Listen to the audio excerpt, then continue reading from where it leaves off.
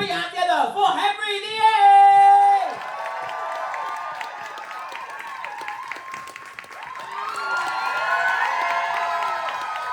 Hit it.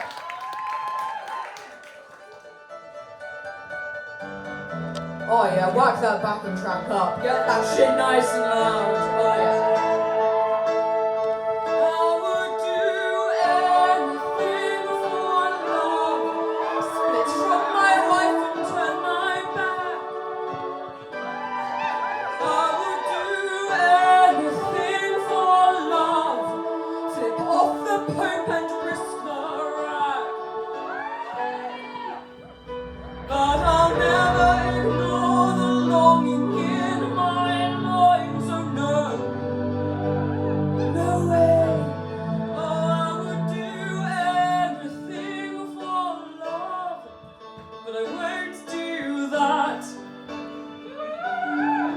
No, I won't do that.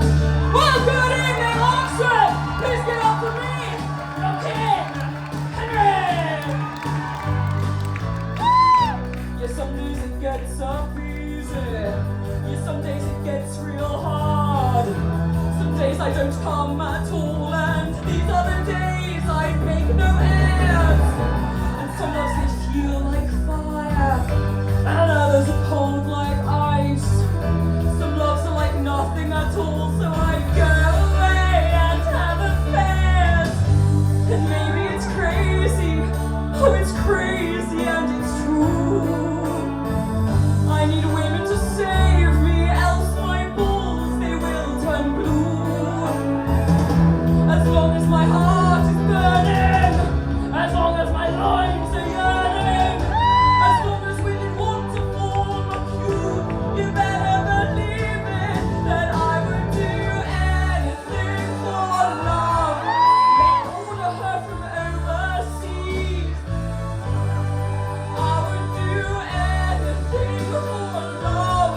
Send gifts and beg down on my knees. But I'll never forgive you if you break my heart. Oh no, no way. Oh, I would do anything for love. Oh, I would do anything for love. I would do anything for love, but I won't do that. No, I won't do that.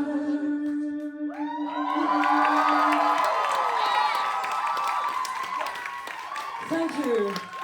Thank you very much, subjects. How are we doing this evening? Good, I'm glad to hear it. Well, of course you all know who I am. Henry VIII. You know, that hot stud, king of love and romance. Yeah. I love coming back to the land of the living, because it turns out I'm still hella famous. And, you know, your royals, they're fine. I have been really enjoying keeping up with Harry and Meghan. That's been dramatic and fascinating. However, he does seem to have this idea that he is the first ever second son. And that he's very hard done by for being the first ever second son. But did you know that actually I had an older brother? Did we know this? Yeah. Arthur, he actually died when I was 11. Aww. And it's no secret that he was my father's favourite. And after he had passed, well, when you've got two very fiery tempers, of course we're going to clash. In fact, if you want to hear more about it, you can actually buy my new book.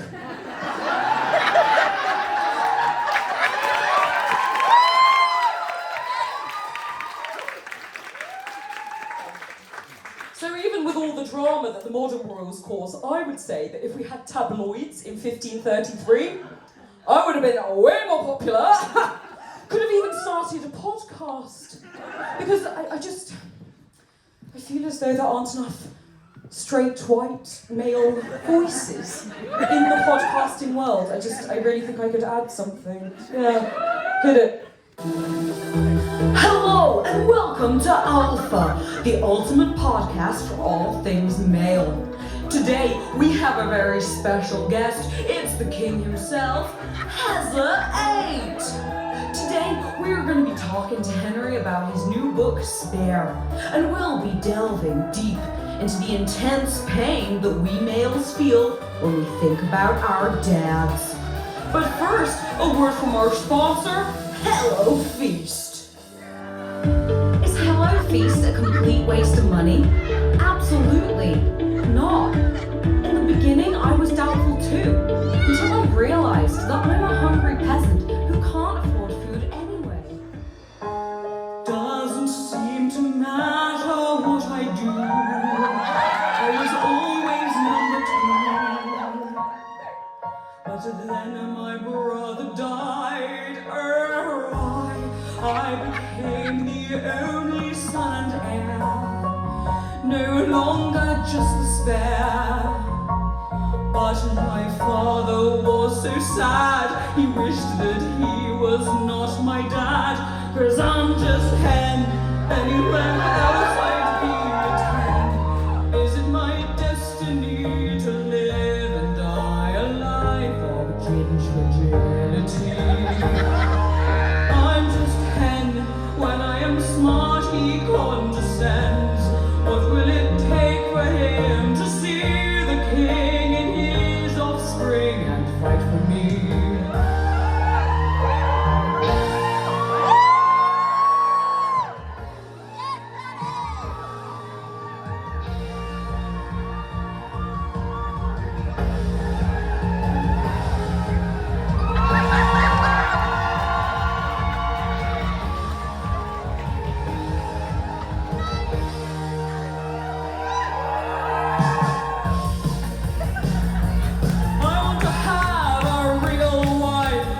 To make babies. Is it a crime to show myself off to the ladies? And is my moment finally here, or am I dreaming? I'm no dreamer.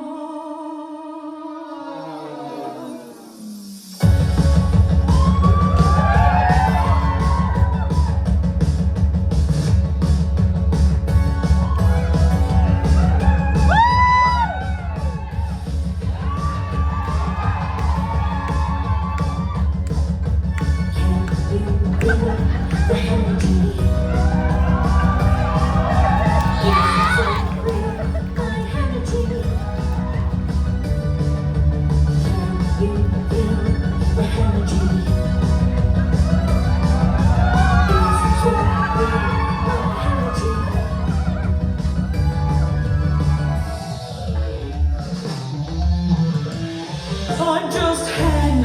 Anywhere else I'd be a 10. Is it my destiny to live and die a life of fragility?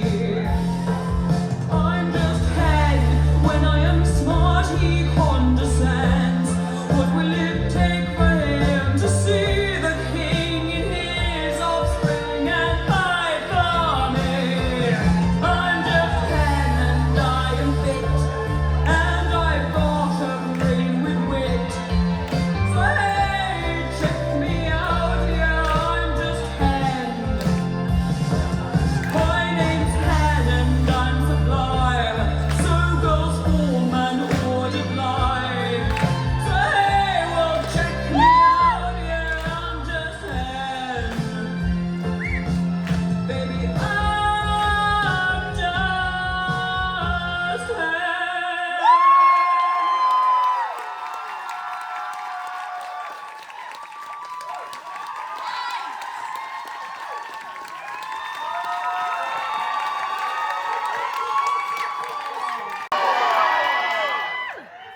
Well, with no further introduction, please welcome to stage, he's back for one last time, Henry VIII! Right, not being funny, I'm a bit pissed off, okay? So, during the interval, I was talking to some people. I also did some Googling. And I discovered that actually I'm mostly remembered, not for my amazing achievements, but as that bloke who had 6 wives. What the fuck? I did some really cool things. I'm not just pretty, like I did some really cool shit. Like, okay, so for example, I split us from Rome. You might have heard about that, yeah. Gave us independence from that European lot. An extra £350 for England every single week. I established the Royal College of Physicians. Now they encouraged people to listen to science and reason rather than conspiracy theories and superstition. Get vaccinated. I also established the Royal Navy. Released the first complete works of Chaucer. And I made England a world power through the use of diplomacy rather than force. I'm also very tall, handsome, and have an enormous codpiece. So, you know, I got to asking myself in that 20-minute interval, Henry, why is it that you are remembered as the handsome bastard with a ton of wives? Well, I'll tell you what, I blame a piece of theatre. A musicale, if you will, in which 6 women, I'll tell you what, because it's being performed in London, right, you know, here in England, it's being performed over the ocean in York, the new one, and on ships, right? So it's not just 6 women, it's over 30, who for an hour and a half, 8 times a week, just slag me off! I have to say my feelings are hurt. You know, partly because I've done other, like, super awesome, cool things, but also because it's kind of traditional for royals to kind of be dicks. Like, I don't know if you've heard about some of the other, you know, kings and queens throughout history. Some of them were way worse than me. Okay, so Cleopatra, you know, the smart and pretty one, yeah. So not only did she marry 2 of her brothers, she then had those 2 brothers and her sister killed. I know, it's fucking weird. Why would you do that? Do you all know King Herod? Yeah, the one of the you know, who did all the baby killing thing at the start of the New Testament? Yeah. So he had a whole bunch of his sons killed by his first wife, so that the sons of his new wife could be the heirs. That's shit! Don't do that! Yeah, and then there's King Suleiman of the Ottoman Empire. He had a bunch of his sons killed because he had too many by too many different wives. Oh yeah, he had multiple wives at the same time. Incidentally, if I had known that polyamory was an option when I set up my church,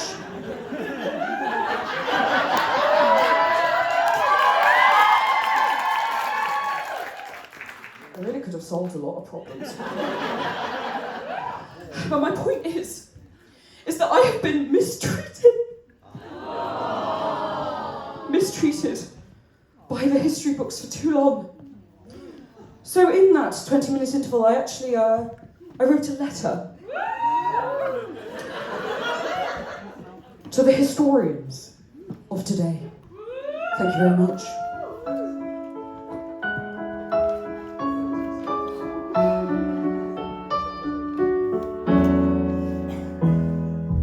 Maybe we could talk alright, but it's been getting us nowhere. You exaggerate about all you possibly can, but now is my time to share. And though I know you feel some spite, you seem to have forgotten about other kings. Many others killed all of their family and friends, yet you remember them for other things. I was successful and I was strong.